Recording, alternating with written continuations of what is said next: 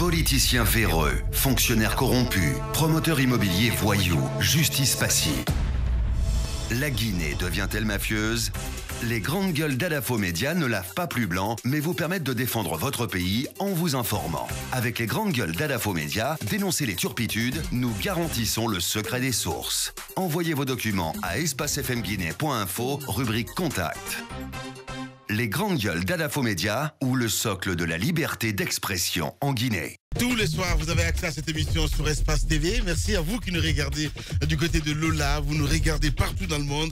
Merci de nous rejoindre, mesdames et messieurs. Vous le voyez à l'écran, notre invité, le grand tour à la suivre, évidemment, dans un instant avec Aliouba, il faut le rappeler.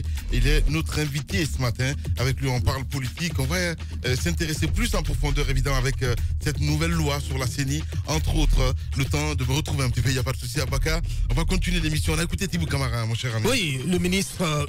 qui semblait un peu sur les nuages, je peux le dire comme ça, ouais. Parce que apparemment, depuis que ce drame s'est produit du côté du Breka, moi je n'ai pas l'impression, je n'ai pas senti un ministre qui a eu le temps, qui a pris le temps de s'informer sur le dossier, sur le cas de cette unité industrielle ODAV Multi-Industrie. C'est quand même un constat qui ressort de son intervention.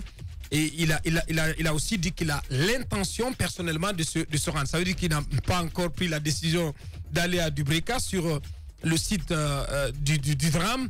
Mais en même temps, ce qu'on attendait de lui, c'est qu'il nous dise concrètement les mesures correctives qui sont envisagées et les sanctions qui pourraient être donc celles qui pourraient être prises contre cette unité industrielle. Donc c'est vrai qu'il faut attendre que le département mène son enquête en se déployant, en déployant ses inspecteurs pour savoir ce qui s'est passé. Mais le minimum qu'on attendait quand même, que le ministre soit à même de savoir c'était quoi cette unité industrielle. Est-ce qu'elle, depuis son installation, est-ce qu'elle a évolué dans le rayon de compétences qui lui a été concédé par la loi? Est-ce que les installations sont sécurisées? Est-ce que les dispositions de sécurité santé sont réunies au sein de cette unité industrielle? Je pense que le minimum qu'il y avait à faire, c'était de réunir ces informations hier, mais on comprend aussi à sa décharge, il faut noter à sa décharge qu'il n'est rentré qu'aux alentours de 1h du matin de son voyage, de son déplacement du Maroc. Donc c'est peut-être la raison pour laquelle il n'a... Non, c'est pas pour le dédouaner, mais j'ai pu noter dans sa communication qu'il n'était pas ici, qu'il est rentré la nuit dernière. C'est vraiment pas une raison quand on sait que même s'il est à Kuala Lumpur, il a son cabinet au ministère quand même qui doit faire ce travail-là, et une information tacite devrait lui être remontée par les biais du net. Aujourd'hui, je pense que même si vous êtes sur Mars, vous pouvez recevoir un rapport par mail. Ce rapport-là vous permet évidemment de prendre la mesure des choses et parfois même de décider depuis la Lune de ce qui va être fait sur place. Donc c'est un peu une image que je vous donne. Je pense que pour moi, c'est pas une raison de dire que je suis rentré à 1h du matin. Et encore une fois, c'est dommage que ça arrive. C'est un aveu de faiblesse. C'est un aveu de faiblesse. Je pense qu'il y a erreur de part et d'autre. Je pense que la responsabilité est partagée. L'usine a été mal installée. Ça n'a pas été suivi comme le cas de beaucoup d'autres usines ici. Sauf qu'à la différence, les autres font de la nourriture, donc il n'y a pas d'explosion, mais on meurt à l'hôpital, donc on ne connaît pas la cause. Je pense qu'il est important aujourd'hui que l'État prenne la mesure des choses et qu'une grande tournée d'assainissement des différentes industries qui sont installées sur le territoire guinéen soit effectuée et que surtout sanctions tombent. Bien, allez-y Jacques. Bon, moi, on peut comprendre que cette unité industrielle et beaucoup d'autres aient été installées avant que lui ne soit ministre. Mais cela ne veut pas dire qu'il doit dénoncer comme nous. Parce que dans sa communication, c'est ce que j'ai pu comprendre. Il avait envie de dénoncer la situation. Je crois que c'est pas ce qu'on attend. C'est pas ce qu'on attend d'un ministre. Un ministre apporte des solutions aux problèmes qu'il trouve. Et je crois que ces problèmes-là sont connus, problèmes de localisation même des usines. Quand vous allez à Kagbele, vous trouvez, on nous dit clairement que c'est la zone industrielle, mais bien au-delà, vous trouvez un peu partout. Évidemment, Makipé, récemment vous avez fait un reportage là-dessus. Makipé, au cœur de la ville. Vous trouvez une usine qui évolue, je crois, dans la cimenterie ou la fabrique des poteaux, etc. Mais vous voyez, l'environnement se plaint tous les jours. Il y a des dossiers qui sont remontés vers le ministère de l'Industrie, mais il n'y a pas d'action qui suivent. Donc, je crois que ce n'est plus la dénonciation, il faut des actions pour éviter que de tels drames ne continuent à se produire dans nos usines. Allez-y, Moussa Moïsi, là, nos gouvernants n'ont pas dédaigné prendre des mesures, même ne serait-ce que décréter un jour de deuil national. Parce que j'insiste encore là-dessus, lorsque nous avons eu quand même 26 cas de mort lors des accidents de la circulation, je me dis, pour 2 morts, sincèrement, ça ne fait pas trembler. Ça fait pas trembler, les pieds sont lourds, les bras, parce que voilà, ce sont quand même 2 chiffres. C'est vrai qu'il a présenté ses excuses au nom du chef de l'État et du Premier ministre, mais ce qu'on attend, c'est vraiment des actions concrètes sur le terrain. Effectivement. Qu'il soit rentré à 1h du matin, d'accord. Mais on veut sentir que sa main ne tremble pas. Quand il s'agit de prendre des sanctions. Surtout de réagir. Voilà. Donc, quand il la réactivité, ça c'est très important. Parce qu'il y a énormément de problèmes avec nos unités industrielles. Vous savez, il y a une petite enquête qui a été menée par la rédaction d'Espace. Je suis sur la même enquête. TV ou radio? Espace FM. Je suis sur la même enquête. Bien. Il s'agit quand même de ces substances toxiques qui sont interdites dans l'alimentation dans certains pays, même de la sous-région et également du côté de l'Europe, et que ce sont des substances chimiques qui sont contenues dans la plupart des produits que nous consommons ici à longueur de journée. Où ça? Oui, et ces produits sont fichiers. Ça existe au niveau, une liste existe au niveau du contrôle qualité, mais on dit on n'a pas les moyens pour stopper cela. Mais je vais donner la liste de tous ces produits. Et si ça va créer peut-être des problèmes publicitaires, je ne sais pas la mine, mais la santé avant tout. Mais parce qu'on ne peut pas quand même... Non mais attendez, là tu décolles. Je ne suis pas dans la blague là. Non, je ne suis pas en train de blaguer. Non, mais non, ça passe pas. On a dénoncé une société qui avait situé sa publicité ici à l'intérieur. Attends, 2 secondes, s'il te plaît. Non, 2 secondes. Vous comprendrez ce que je veux dire. Voilà. Ce que je veux dire, quand j'ai des problèmes publicitaires, ça ne veut pas dire que vous avez un manque à gagner. Ce sont ces entreprises qui vont vous interpeller. Vous serez interpellé quoi qu'on dise. Mais comme d'habitude, tout le temps. Merci. Donc c'est dans ce cadre-là. Mais il faudrait que ce soit su, que ces produits-là, la liste soit donnée. Si le gouvernement, si le service qualité dit qu'il n'a pas de moyens, mais la moindre des choses, la petite chose à faire, c'est au moins de mettre sur la place publique la liste de ces produits et dire ne consommez plus ces produits-là parce que c'est dangereux pour la santé. Je ne sais pas pourquoi on dirait à l'Européen ne consomme pas tel produit, au Sénégalais ne consomme pas tel produit, au Guinéen comme si c'était un cheval continue de consommer. C'est pas la peine. C'est là où l'importance de la hausse du budget du ministère de la Santé pour que ce ministère ait plus de moyens de contrôle dans ce pays est important, parce qu'il y a des maladies qui existent dans ce pays. Les gens ne savent même pas pourquoi ils tombent malades. Regarde, il y a des industries ici qui font des produits où même le ministère du Commerce, etc. doit s'impliquer, parce qu'il y a des produits qui sont importés. Je vous parlais de cette bouteille d'instincteur. Au-delà de ça, de ce produit anti-cafard que j'insiste là-dessus, Abaka, parce que moi j'ai été choqué d'acheter dans un supermarché de luxe. Je te parle d'un supermarché de luxe. J'ai pas envie de faire publicité parce que je l'ai pas acheté à Madina ou chez le boutiquier à côté. Je suis rentré dans ce supermarché supposé être l'un des plus grands supermarchés de Conakry, où j'ai acheté quand même cette bouteille pour aller lutter contre les cafards. Et quand je suis venu, je l'ai pompé, vous savez, à la place du gaz, qu'est-ce qui est sorti? C'est de la pâte. C'est de la pâte qui est sortie dans la bouteille. Et donc, est-ce que c'est facteur de maladie? Parce que quand même, ça a touché ma peau, etc. Donc, ce sont beaucoup de questions que je me pose. Beaucoup de Guinéens sont victimes de ça. Vous achetez des boîtes de corned beef, vous trouvez des vers de terre à l'intérieur. Vous achetez du n'importe quoi aujourd'hui. Vous êtes au moins, il y a une chance sur 10 que vous achetez 10 produits de consommation en Guinée et que 2 soient périmés à l'intérieur. Bien. Donc, je pense que c'est important de le souligner. Vous allez dans le supermarché, amusez-vous à acheter une boîte de yaourt, regardez la date de péremption, vous vous rendrez compte que la boîte de yaourt, soit elle périme dans 2 jours, ou elle a déjà périmé il y a 2 semaines, ou il y a 6 mois. Donc vous savez, on consomme, on meurt de notre propre consommation ici en Guinée, et on ne sait même pas pourquoi. Vous voyez quelqu'un qui marche dans la rue et qui tombe et qui meurt de crise cardiaque, on accuse le soleil ou on accuse le mauvais sort. Non, mais parfois, ou les sorciers. Non, parfois... Il vient de manger ou il a mangé hier un conserve pourri, un conserve périmé qui lui a causé des dommages et qu'il en meurt aujourd'hui. Donc aujourd'hui, je pense que le ministère de la Santé doit s'impliquer. Sinon, on va tous mourir un à un comme ça, sans vraiment savoir pourquoi on est mort. Hein. Radio Espace, les grandes gueules. Leur spécialité, c'est la démesure totale. Tant qu'ils ne changeront pas, nous ne changerons pas non plus. Les grandes gueules, à suivre tous les jours sur la radio d'opinion.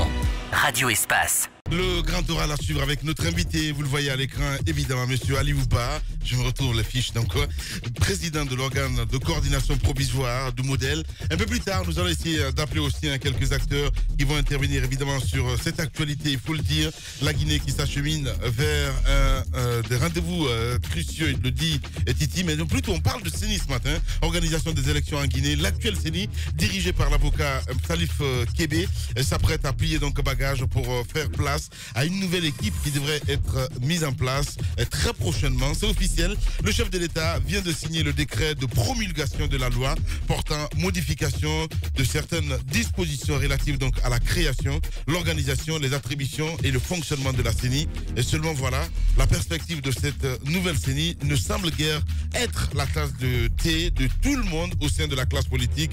Et qu'en pense-t-on au sein des états-majors politiques? On essaye de faire le tour ce matin avec M. Amadou Damaro Camara, il est de RPG Arc-en-Ciel, M. Ousmane Gawal Diallo, UFDG, pardon, et M.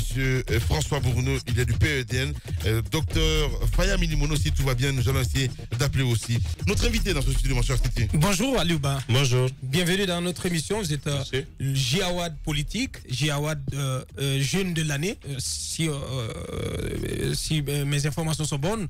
Donc vous êtes le jeune de l'année, vous avez été désigné donc à ce titre par la structure intelligentsia de Moussa Daraba. Comment vous les avez reçus et qu'est-ce que ça dénote en vous? Merci beaucoup pour l'invitation. C'est vrai que j'ai été très honoré de recevoir cette double distinction jeune leader politique de l'année 2018 en Guinée et recevoir le Super Awards qui récompense. On peut même regarder la médaille, hein, accrochée à votre costume. D'accord. Alors, la double distinction, il y a aussi le Super Awards qui récompense celui qui a obtenu le plus grand nombre de votes. Et à l'occasion de cette distinction, alors j'ai eu un sentiment de fierté, je me suis senti honoré. Je pense que c'est une reconnaissance d'un certain engagement que j'ai eu, disons, très tôt. Je crois à ce que je fais. Et je pense aussi que c'est la reconnaissance de toute la jeunesse guinéenne qui se bat au quotidien. Cette jeunesse dynamique et ambitieuse, tout le mérite aussi lui revient. Il y a beaucoup de nos compatriotes qui se battent de façon anonyme, qui ne sont pas sous l'effet des projecteurs, mais qui contribuent fortement à faire évoluer notre pays. Je crois que c'est un signal fort. Il ne faut juste pas tomber dans l'esprit de suffisance pour dire que ça s'arrête là. Moi, je pense que c'est un indicateur important qui montre que les jeunes de Guinée ont du talent, ils ont de la motivation et qu'avec une telle détermination, qu'on peut contribuer fortement à l'amélioration des conditions de vie de nos compatriotes. Voilà, parce qu'on tombe tellement bas après, comme tu le dis, à se prendre au sérieux. En Guinée, on change un petit peu de quotidien tous les jours. Allez-y. Un mot sur la récente tournée, avant d'aborder la question sur la loi électorale, sur la CENI. Un mot sur la récente tournée que vous avez effectuée, je pense, en Europe, mais également aux États-Unis. On vous a vu avec beaucoup de personnes, notamment Doussou Kondé, qui dégaine sur le pouvoir à tout bout de champ. Mais qu'est-ce qui a été fait concrètement? L'installation des bureaux de votre parti politique ou des prises de contact de votre mouvement ou des prises de contact liées juste à l'émergence du parti? D'abord, je précise que nous sommes un parti politique, effectivement. C'est dans ce sens que nous avons engagé une procédure administrative pour une demande d'agrément. Ce n'est pas parce qu'on s'appelle Mouvement démocratique libéral, oui, justement, mais nous nous sommes constitués en parti politique, nous sommes en procédure administrative. Notre dossier est enregistré en tant que tel au ministère de l'administration du territoire et nous avons un récépissé qui nous permet d'exercer en attendant que la procédure prenne fin. Alors, je suis allé aux États-Unis et en Europe à la demande de nos compatriotes. J'ai quitté la Guinée le 4 novembre dernier. Nous avons fait une série d'activités qui consistaient à mettre en place des structures provisoires comme nous sommes en train de le faire ici à Conakry, à l'intérieur du pays et au niveau de la diaspora. Nous avons fait un grand meeting à Paris qui a mobilisé beaucoup de nos compatriotes pour promouvoir notre vision qui est axée sur 7 priorités à partir desquelles nous entendons nous aussi contribuer au développement de notre pays. Et la même chose s'est faite au niveau des États-Unis, à New York, et vous avez vu la présence de beaucoup de partis politiques et de personnalités guinéennes fortes au niveau de la diaspora américaine, donc dont Mme Dessou Kondé. Et nous avons eu des rencontres aussi politiques et j'avais des rendez-vous médiatiques dans les différents pays. Et j'avoue que l'engouement est total. C'est une occasion pour moi de féliciter tous ces compatriotes qui se sont organisés pour faire de cette tournée un véritable succès. Donc le potentiel, il est énorme. Le modèle est en train de grandir dans ces pays-là. Et nous avons des structures qui sont implantées en attendant l'agrément et l'organisation du congrès. Elles sont encore provisoires et ça nous donne espoir que l'avenir... Pas de doute, certes, mais juste pour comprendre, vous êtes un jeune parti politique, vous attendez d'ailleurs l'agrément, mais en même temps, vous vous êtes offert ce voyage. C'est quand même des frais. Absolument. Est-ce qu'il y a quelqu'un... Parce que ce qui se dit, c'est que vraiment derrière ce jeune politique, il a beaucoup d'ambition, se cache un baron, se cache un magnat qui a une valise vraiment remplie de liasses de billets et qui peut lui en donner à chaque fois que bon lui semble. Est-ce que derrière vous, il y a ce genre de protection? Non, pas du tout. Pas du tout. Alors comment ce voyage a été fait? Voilà, justement, vous savez, nous sommes malheureusement dans un pays de soupçons où chacun pense que l'autre a toujours quelqu'un qui est caché derrière lui.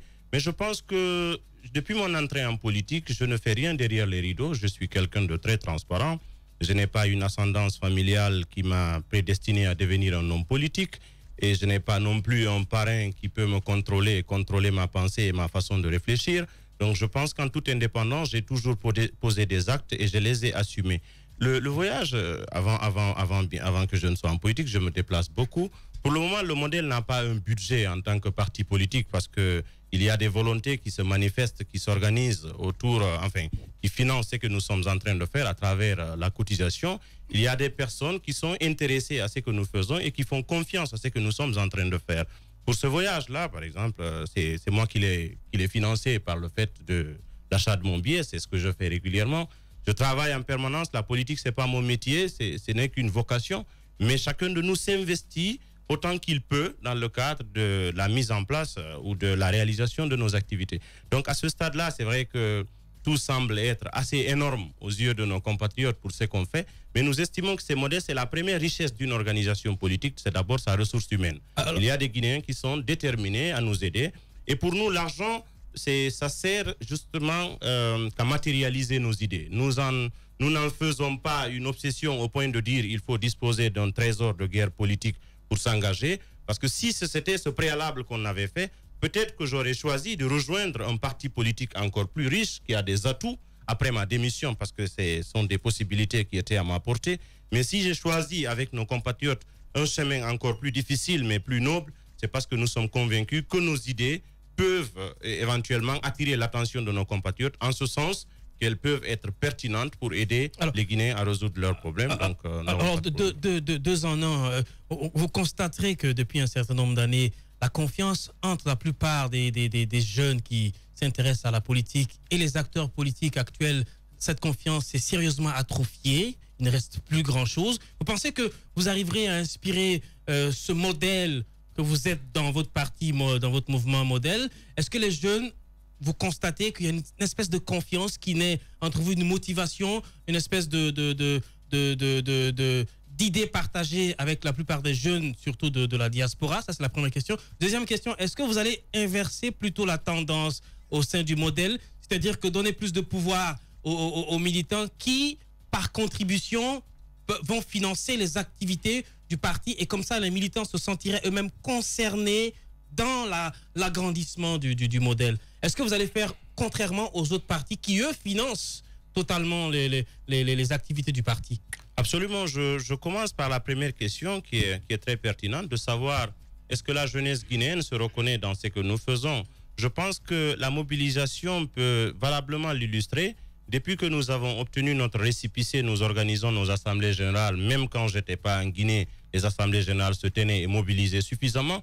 Ça montre déjà que le parti est dépersonnalisé. Je ne suis qu'un des responsables du parti et je dirige l'organe provisoire de direction du parti. Deuxièmement, je fais partie de ceux qui quand même se sont mis à la disposition de la jeunesse. Depuis la fin de mes études, j'ai toujours vécu en Guinée. Je suis dans le monde de l'enseignement. j'encadre la carrière des jeunes, je fais de la consultation, j'aide beaucoup d'organismes de jeunes à la base pour obtenir même des financements auprès de certains organismes internationaux. Donc j'ai toujours cru que cette jeunesse-là, elle a besoin d'aide, elle a besoin d'être appuyée. S'il y a une chose d'ailleurs dont je suis particulièrement fier, c'est de contribuer au quotidien à la formation de l'élite de demain. Donc ces jeunes, ils se rendent compte qu'il y a cette générosité républicaine, ce devoir républicain que j'accomplis tous les jours. Donc ils se reconnaissent dans ce que nous faisons. Au-delà, le deuxième volet de votre question, si vous examinez les textes du modèle, vous vous rendrez compte que le véritable pouvoir du parti est détenu par la base. Ce n'est pas que théorique, c'est parce que dans les textes, nous avons un système pyramidal où c'est une base qui est plus large en termes de responsabilité, donc de consultation. Le sommet est assez étroit. Ça veut dire que nous nous chargerons d'entériner pratiquement le choix de la base. Il y a un mécanisme de consultation que nous avons par le fait de nos textes qui fait que tout le monde sera impliqué dans ce que nous sommes amenés à faire. Dans la réalité, vous allez le découvrir, mais de par le texte, des textes, nous avons des innovations. Si je vous dis, entre autres, que modèle, par exemple, le président du parti, à l'issue du congrès, n'exercera pas plus de 2 mandats. Ça, c'est un. Deuxièmement, on peut être candidat, le candidat du parti aux élections présidentielles. Un mandat de combien d'années? 5 ans. Un mandat de 5 ans, renouvelable qu'une seule fois. Et deuxièmement, vous verrez dans ces mêmes textes que le candidat du parti aux élections présidentielles ne peut pas être nécessairement le président du parti. Ouais. Donc ça veut dire que nous n'avons pas un candidat naturel. Alors il y a plusieurs innovations dans ces textes. Quand nous rédigeons les dispositions de ce parti, imaginez-vous, dans notre pays, beaucoup de personnes nous avaient proposé des raccourcis. Écoutez, prenez un parti politique existant, vous le transformez, vous le rachetez. Nous nous sommes dit, on ne peut pas prétendre changer notre pays si nous-mêmes nous choisissons les petits raccourcis et les petites combines. Bien. Alors nous entendons aller droit au but, faire une procédure administrative, quel que soit ce que ça va nous coûter en temps, en énergie et en moyens, mais nous entendons faire agréer légalement notre parti et exercer selon les principes républicains. C'est ce que nous sommes en train de faire dans la patience, dans la rigueur et nous entendons participer qualitativement au renouvellement de la classe politique et aussi au renouvellement du débat politique national. Voilà, on va revenir dans un instant en direct chez les Grandes Gueules. Monsieur Amadou Damaro Camara. Les Grandes Gueules. Bonjour, monsieur Amadou Damaro Camara. Bonjour, comment allez-vous? Nous allons très bien, merci de répondre à nos questions.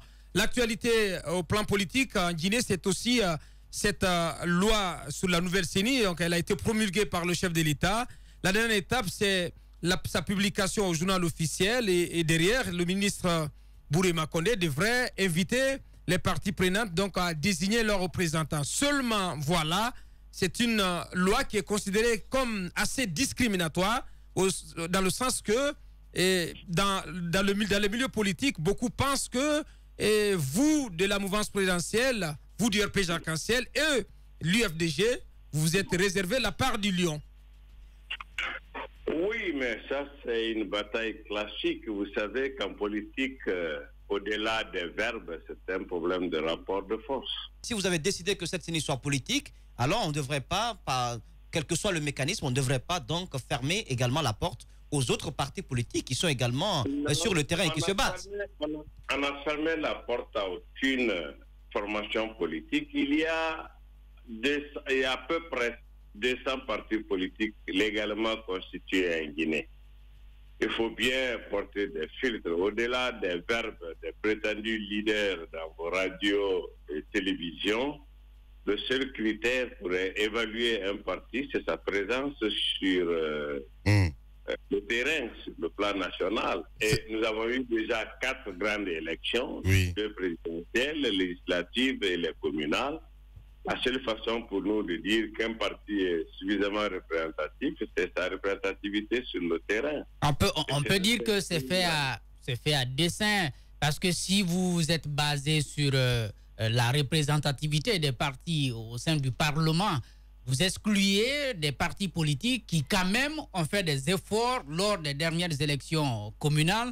Et est-ce que vous ne trouviez pas mieux, parce qu'on se le dit clairement, si on avait des législatives avant la mise en place de cette CENI, il y a des partis qui sont à l'extérieur du Parlement qui auraient pu, n'est-ce pas, avoir la possibilité de désigner aussi des représentants. Ça c'est clair, mais c'est pourquoi la CENI est un mandat renouvelable. Maintenant, nous prenons ceux qui sont représentatifs sur le terrain pour composer cette CENI en ce mois de décembre ou en janvier ou plus tard. Et après leur mandat, la CENI prochaine, il y aurait eu entre-temps des élections et les nouveaux plus forts dans le paysage politique seront membres. Ce n'est pas statique, c'est dynamique. Hein. Ouais. Amadou Damaro Camara, en direct ce matin chez les GG. Allez-y. Il y a des partis politiques quand même costauds qui ont pris part à la dernière présidentielle, mais qui n'ont aucun membre au niveau du Parlement actuel. Je veux parler par exemple du PDN. On ne peut pas quand même penser que tous ces partis sont quand même mis à l'écart. Est-ce que vous n'avez pas déjà prévu les germes d'une future crise, d'un futur conflit avec l'adoption et la promulgation de cette loi?